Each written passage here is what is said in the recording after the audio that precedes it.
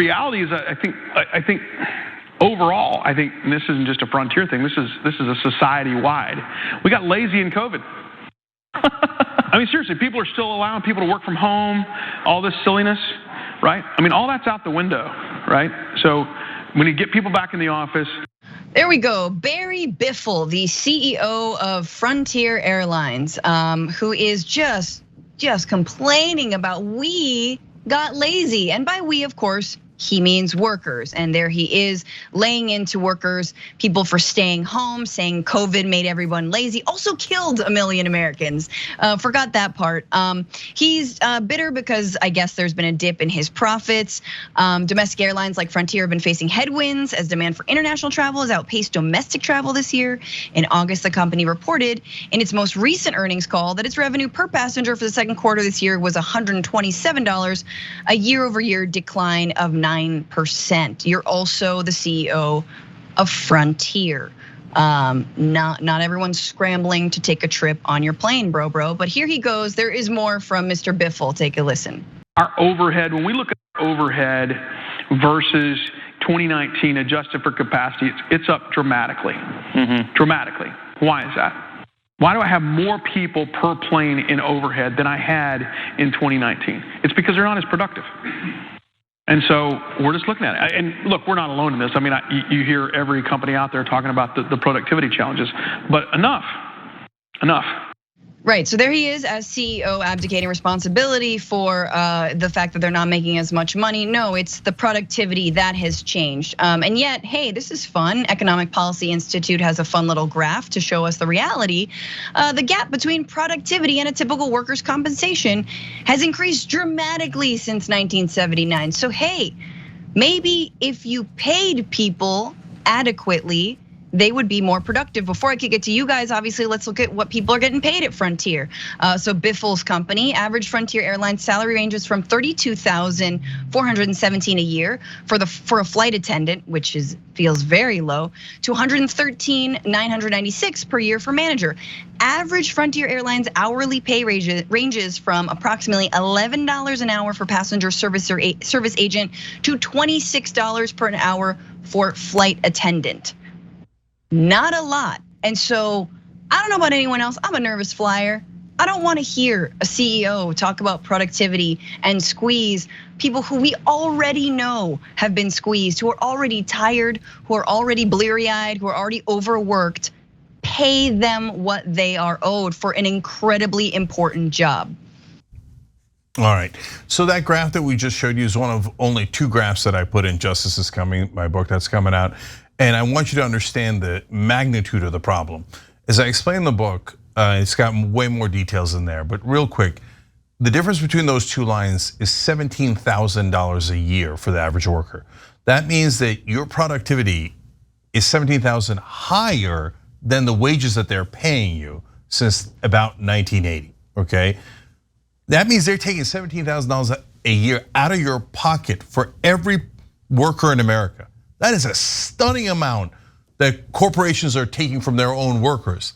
And now they're adding insult to injury by saying, you're not being productive enough. Now, you wanna know one of the things that he was principally, in fact, it's the only example he gave of productivity. He said that his workers aren't getting enough money per passenger out of the passengers. Now, how do you do that, by the way? You shove the credit cards down their throats, you make things harder to buy on the plane, and you just sell the sandwiches, etc. So they're not, and in airline industry is a particularly miserable industry. They have something called, literally, they have something called the index, misery index. And so, and they literally try to make you more miserable so that you will pay to relieve your misery, okay? And so he's saying, these bum workers, they're not making you miserable enough, so you gotta pay me more. I mean, it just can't get in. It's like, if you put it in a movie, you'd be like, nah, it's too much, guys. And his name is Barry Biffle? Nah. That they wouldn't let it in a movie. They wouldn't put it in a movie, it's so over the top, right? So, but I'm gonna break it down a little bit more. First of all, why don't you do your job and manage?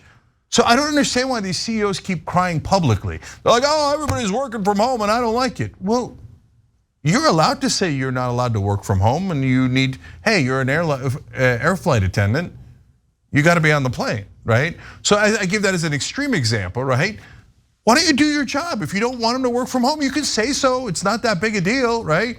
But you don't have to go and insult all workers publicly. I don't understand why they just don't do the bare minimum and then just cry about it later. And then blaming the workers. Now, when UAW says, hey, you know what? We're gonna go on strike because GM, Ford, and the other guys, they're making record profits and they're not sharing it with the workers. What do the companies say? Oh, the profits weren't because of the workers. Now, when their profits go down though, what do the companies say? Oh, the profits went down because of the workers. Nah, come on, man. And these guys all think that they're conservatives. What happened to personal responsibility? Apparently that's completely out the door. Mark. The other thing that's happening in the airline industry, and it's happening across media industries as well, and it's really a problem, I think, in America as we look at an economic landscape it is radically changing, is a bunch of these mergers. So the normal competition that would exist in the airline industry doesn't exist anymore because you've merged these companies so that there are only a handful of companies that sort of rule the day. So they don't have to pay competitive wages because there just isn't a competitive marketplace out there the way there used to be. This is happening in media as well. I'm talking about corporate media. So yeah, I think there's a lot wrong with this picture, and you've just heard a few of the reasons. And let's just remember, earlier this week, remember the Australian real estate magnate who had these choice words about workers demanding pay. Remember this? People decided they didn't really want to work so much anymore through COVID, and that has had a massive issue on productivity. You know, tradies have definitely pulled back on productivity. You know, they have been paid a lot to do not too much in the last few years, and we need to see that change. We need to see unemployment rise. Unemployment has to jump 40-50% in my view. We need to see pain in the economy. We need to remind people that they work for the employer, not the other way around. Well, it turns out after a lot of backlash, that dude, Tim Gurney, apologized from his third vacation home. He wrote, or he stated, at the AFR Property Summit this week, I made some remarks about unemployment and productivity in Australia that I deeply regret, and we're wrong. There are clearly important conversations to have in this environment of high inflation, pricing pressures on housing and rentals due to lack of supply and other cost of living issues. My comments were insensitive to employees, tradies, and families across Australia who are affected by these cost of living pressures and job losses. I want to be clear, I do appreciate that when someone loses their job, it has profound impact on them and their family, and I sincerely regret that my words did not convey empathy for those in that situation. However, and this is what I'm adding, I'm just looking out for my stock portfolio, and you don't matter. You're a blip. Yeah, bro, you and your family are a little blip. Sorry, but like empathy and stuff. Empathy, blah, blah, blah, give me more money, more return on my investment. This is just wild. I mean, there needs to be a 40 to 50% jump in unemployment. I know this is an older story, but guys, I guess the last thing we can say on this is about COVID. You know, I think a lot of people came out of COVID understanding that they were being put in harm's way by their employer, that they were being overworked. And once they got any glimpse of, hey, it doesn't have to be this way either, you can work from home and be as productive, you can work fewer days and be as productive, or your boss actually doesn't care about you, as evidenced by the fact that they're putting you in the pathway of a deadly pandemic. Yeah, people rearrange their priorities a little bit. So it's incredible that that does not break through to some of these CEOs. Yeah, so my last couple of thoughts here are, one, I do believe him on one thing, he deeply regrets it. Is it because he offended people and he's worried about breaking their hearts? No, he realized, oh my God, I'm in trouble, wait, I could lose my great job. I like being the CEO and lording over people. Imagine if I was part of the masses. No, I deeply regret it, I deeply regret it. Okay, yeah, I got it, brother. That was like the most, like, lack of credibility, that apology had no credibility at all, none, zero. And it didn't even sound like an apology. By the way, there's one quick little thing here. Now, that's Australia and the other guys in the airline industry. But part of the reason that a lot of people in the business world are trying to push everybody back to work is because commercial real estate is in massive trouble. So anyone in any way related to real estate is like, everybody back to work, back to work, dude, don't work from home, don't work from home. So that's an underlying thing that no one ever tells you. CNBC is never gonna tell you that, right? But it's actually part of the reason why some of those regional banks started going under, because how badly commercial real estate is hurt. So sometimes those macro business trends get shown in this way, where they start yelling at their workers, et cetera. And the last thing I'll say about the workers, I mean, look, I run this company, right? I don't think asking for hard work is a bad thing. I think that there's great value in that, and I think that we work together as a team, and I think that's great, but there's a trade-off.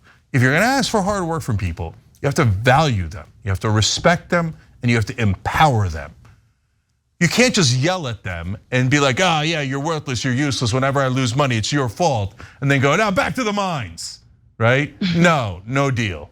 All right, treat them like decent human beings, work together as an actual team, give them some degree of power, and then we're having a conversation about hard work. But who wants to work hard for Barry effing Biffle? Well, to Cenk's point, that's a real estate company the Australian guy is CEO of, and it was almost worse than get back to the mines. It was, we need to get a lot of people out of work to make them, crave working in this environment. That was a pretty brutal. It reminded me how CEOs are surrounded by yes people. So they get so comfortable sharing their thoughts because they're always agreed with, and all of a sudden he drops his guard, he says what he's really thinking, and then he's on the apology train. Thanks for watching The Young Turks, really appreciate it. Another way to show support is through YouTube memberships. You'll get to interact with us more. There's live chat emojis, badges. You've got emojis of me, Anna, John, JR. So those are super fun. But you also get playback of our exclusive member-only shows and specials right after they air. So all of that, all you gotta do is click that join button right underneath the video. Thank you.